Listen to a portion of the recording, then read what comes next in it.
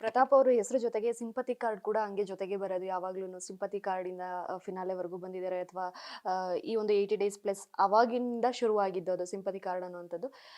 ಮತ್ತೆ ತುಕಾಲಿ ಅವರು ಟ್ರಿಪ್‌ಗೋಗಿ drip ಹಾಕಿಸ್ಕೊಂಡ್ ಬರೋರೆಲ್ಲ finale ತಲುಪ್ತಾರೆ ಅಥವಾ 80 ಡೇಸ್ ಪ್ಲಸ್ ಆಡ್ತಾರೆ ಅಂತೆಲ್ಲ ಮಾತಾಡಿದ್ದಿದೆ ತುಕಾಲಿ ಸರು.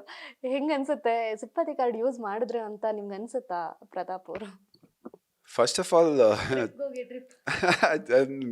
ನೋಡ್ಬೇಕು, ನಾನು ಎಪಿಸೋಡ್ಗಳು ನೋಡಿಲ್ಲ. ನಾನು ತುಂಬ ಚೆನ್ನಾಗಿದೆ ಈ ಪದಗಳೆಲ್ಲ, ಟ್ರಿಪ್ಗೆ ಹೋಗಿ ಡ್ರಿಪ್ ಹಾಕ್ಸ್ಕೊಂಬಂದಿರೋದು. ನೈಸ್. ಸಿಂಪತಿ ಕಾರ್ಡ್ ಅಂದರೆ ಮ್ಯಾಮ್, ಆ ಮನೆಯಲ್ಲಿ ಅಂದರೆ ಅಯ್ಯೋ ಪಾಪ ಅಂತ ಎಲ್ಲರೂ ಸಪೋರ್ಟ್ ಮಾಡ್ತಾ ಇದ್ದಿದ್ದು ಪ್ರತಾಪ್ಗೆನೆ.